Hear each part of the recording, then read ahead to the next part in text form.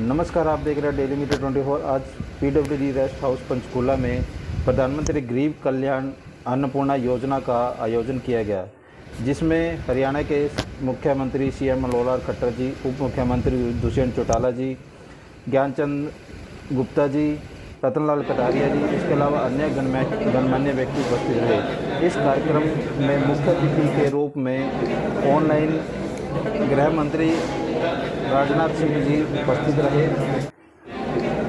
और ऑनलाइन के माध्यम से जनता को संबोधित किया। सुनिए उन्होंने इस मौके पर क्या कहा। कहीं अपने आप को संकट का दौर है पूरे दुनिया के लिए, और संकट के दौर में ऐसे हमारे 27 लाख परिवारों के लगभग 1.25 करोड़ से भी ज्यादा व्यक्तियों को अन्नपूर्णा उत्सव के माध्यम से और प्रधानमंत्री गरीब कल्याण अन्न योजना के माध्यम से जीवन का एक जो संबल मिल रहा है वो सचमुच हम सबको खुशी से भर देता है। माननीय मुख्यमंत्री महोदय पिछले दायित्व जब से उन्होंने प्रदेश का संभाला है, स्वयं गरीबों के लिए तमाम योजनाएं उन्होंने इसके माध्यम से ये लाभ आम से आम व्यक्ति तक, गरीब से गरीब व्यक्ति तक पहुंचा है। अन्नपूर्णा उत्सव अपने आप में एक विशिष्ट आयोजन है। मैं निवेदन करूंगा उप मुख्यमंत्री दुष्यंत चौटाला जी से 1.25 करोड़ के आसपास हरियाणा प्रदेश के लाभार्थियों को 35 किलो तक प्रति माह अनाज केंद्र से, और एक दौर था जब बहुत ज्यादा माइग्रेशन हो रही थी, लोग अपने अपने शहरों की तरफ, गांव की तरफ पलायन कर रहे थे। प्रदेश सरकार की ओर से भी एडिशनल 35 किलो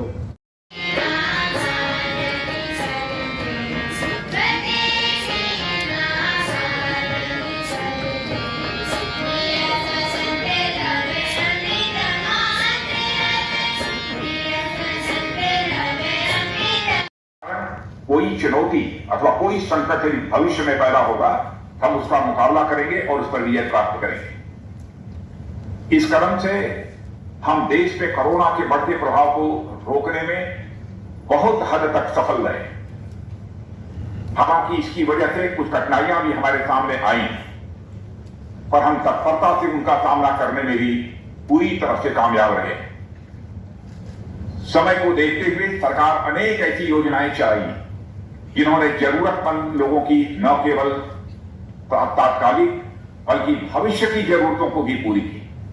प्रधानमंत्री गरीब कल्याण अन्न योजना ऐसी ही योजना है जो हमारे गरीब भाई बहनों के लिए एक वरदान बनकर आई है।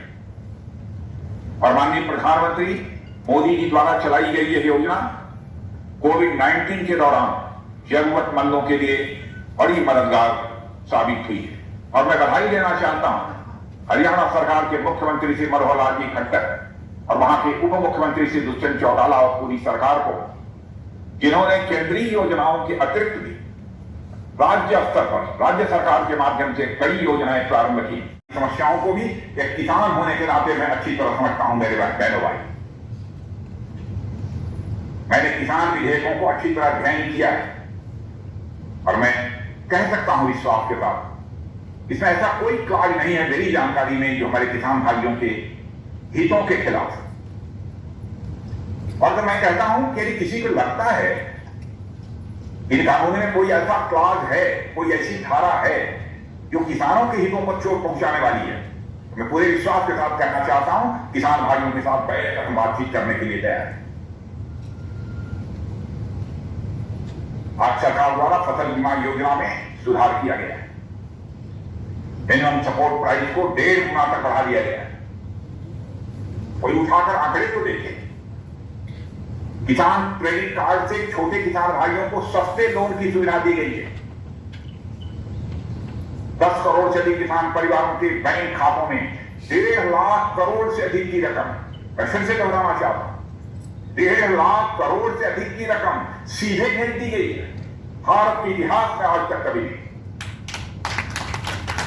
ये सभी कदम हमारे किसान भाइयों के सशक्तिकरण के लिए, उनको मजबूत बनाने के लिए उठाए गए। इसी तरह किसानों के साथ साथ श्रमिक भाइयों के हित को देखते हुए भी, क्योंकि किसान के साथ साथ हमारे श्रमिक भाइयों की भी खेती बाड़ी में बहुत ही महत्वपूर्ण भूमिका होती है। पिछली वर्ष सरकार द्वारा मनरेगा में 40,000 करोड़ रुपए की बढ़ोतरी की घोषणा की गई और अनुमान के मुताबिक इससे देश भर में 300 करोड़ मानव दिवसों के रोजगार मिलने की संभावना जताई गई। कई बार तो पता चलता था इतना हाथ में आया है उसके तो पूरी लागत भी निकल रही है।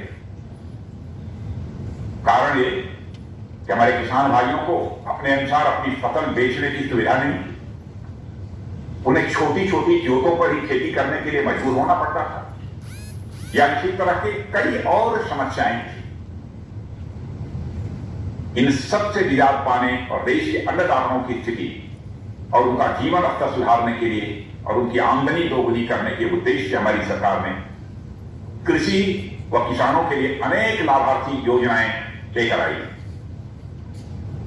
साथियों, प्रधानमंत्री श्री नरेंद्र मोदी जी ने किसानों के कल्याण के लिए प्रधानमंत्री किसान निधि की, किसान सम्मान निधि की शुरुआत की, जिसके अंतर्गत सभी किसानों को 6,000 रुपए प्रतिवर्ष सीधे उनके खाते में दिया जा रहा है। करप्शन की कहीं कोई गुंजाइश नहीं है। जितना पैसा केंद्र से चलता है पूरा का पूरा पैसा आपके खाते में पहुंचता है।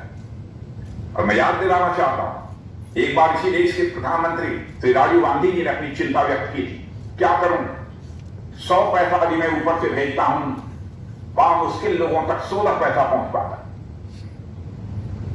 उस चिंता को हमारी सरकार ने चुनौती के रूप में स्वीकार किया। आज 100 पैसा यदि हम आपको भेजते हैं तो 100 का 100 पैसा आपके खाते में पहुंचता।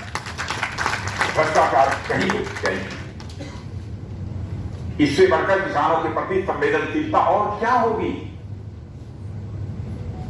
और मुझे बताते हुए बस खुशी है कि प्रधानमंत्री किसान सम्मान निधि के अंतर्गत पिछले 1.5 वर्षों में 50 करोड़ से ज्यादा बार यह निधि प्रदान की गई है। 50 करोड़ से ज्यादा बार यह निधि प्रदान की गई। हमारी सरकार द्वारा 3 कृषि कानून भी लाए गए हैं, मगर इन कानूनों को पूरी तरह से मैं समझता हूं समझने की जरूरत है। लेकिन एक विरोध का माहौल भी पैदा किया जा रहा है। मैं समझता हूं किसान भाइयों को इसे समझना चाहिए। एमएसपी जैसी योजनाओं पर ऐसे भ्रम फैलाए गए जो बिल्कुल बेसिक पैसे थे।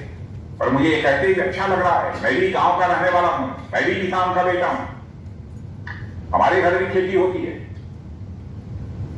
हमारे किसान भाइयों को धीरे धीरे अब सच्चाई समझ में आने लगी है। वे अपने लाभ हानि का कैलकुलेशन करने लगे हैं और इन कानूनों से होने वाले लाभ को समझने लगे हैं। और किसान भाइयों की जिंदगी में आने वाली समस्याओं